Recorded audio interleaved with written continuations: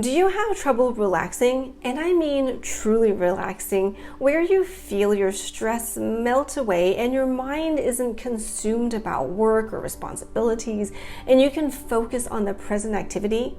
Let me share some tips that have helped me relax and enjoy life's moments. Welcome. I'm Maria, and if you're feeling overwhelmed and burdened and would like tips about simple living for a healthy life, then you have come to the right place. So first, I want to say that I am a work in progress in this area. I have trouble relaxing, and even though I take breaks and do activities to reduce stress, sometimes my mind is still racing with thoughts of the day and I'm thinking of things that I still need to do. I teach college students, and if you are a teacher or in a profession where your to-do list never seems to end, I think you would agree that sometimes it's challenging to turn off our work brain, especially knowing that in the back of our mind there is so much to grade. Am I right? And I got to the point where my family would notice that I couldn't stop working and just relax. My husband would ask, "Can't you just sit and enjoy a show with me?" And I would snap, "I have too much to do." But it made me think. I was sacrificing much of my evening time when the family was home and we could be having conversations, enjoying dinner together, playing a family game, and just relaxing to let the stress of the day go and my brain to take a break. So then I had to rethink my approach to work and made evening time family time. But even though I did spend more time with family and friends, which was wonderful, I found my mind battling the need to be productive and wanting things done. But we do need downtime to recharge. We can't fuel our bodies with a constant stream of cortisol without dire consequences. So, while I was spending more physical time with family and friends, mentally, I wasn't always there. I admit, sometimes I was thinking about the work I needed to get done, or I'd feel guilty for not working. I've definitely improved, but I'm still learning. And here are 5 strategies that have helped me declutter my mind and truly relax. First, letting go of perfection. I wish I wasn't pushed to desire perfection so much, because sometimes in our striving for perfection, we're too focused on the end result rather than the progress.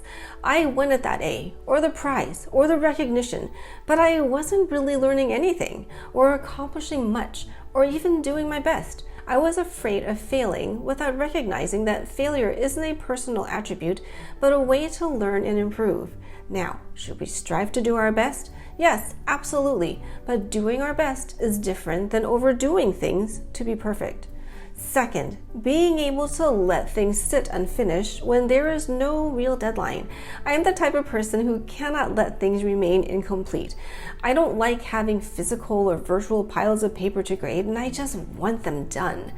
When I get started on something, I want to finish. This was one of the main things keeping me from quality time with my family. I had to come to the realization that the deadlines that I was trying to reach were my own setting, meaning they were not deadlines set by my work or anyone else, but by myself. I needed to change my mindset about this thought and tell myself that it's okay that after working for a few hours on a task or project, that I can stop and finish it later or another day, especially if it's not a set deadline. I had to tell myself that the assignments are not unfinished, but they are on track to being completed, which leads me to the next tip. So next, break big projects or even unending tasks into smaller chunks. For example, instead of grading all 150 or more assignments in a few days, I break up the assignments into, say, the amount that I can finish in 2 hours or 20 projects, whichever comes first.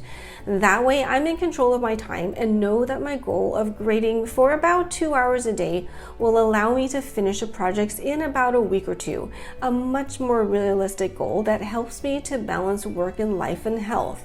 And it frees up my evenings, and I don't feel guilty for enjoying an evening out with friends or watching a show with my husband because I finished my goal for the day. What are your thoughts about how to relax? Let me know in the comments below. If this video is helping you so far, please hit the like button and then subscribe for future content on simple living for a healthy life. Okay, fourth, Say no. We want to be liked and appreciated, and we want to feel valued and important, so we want to say yes to all the needs around us. However, we all have limits. This cup has limits. Pouring more than the cup can handle will only result in a mess. When we do too much, we can make a mess of things. If I do more than I can handle, I won't be able to do anything well. So, know how much you can handle. How full do you want your day, your week, or your month to be? Look at the time you have. Schedule everything you have to do and want to do, then look at the time you have left and only let things you truly want into your space. It's okay to say no to non-urgent matters, even if it's something important or has value. Be selective in what you put your energy towards. And my fifth strategy is to find time for yourself to unwind and let go of the day's worries and burdens. This is especially helpful if you're an introvert like me. I mean, I love being with people, but if I don't get my alone time at the end of the day to read or gather my thoughts, then I haven't relaxed yet. Relaxation helps ease our tensions and anxieties. It calms our thoughts and emotions so we can be present. Activities that help me to relax at the end of each day include reading, listening to music, journaling, or listing things that I'm grateful for during the day. Here's a question. Can a person be relaxed in the midst of a stressful situation? Let me know your thoughts in the comments below. And to help you in your journey towards simple living for a healthy life, watch this video next, and I'll see you there.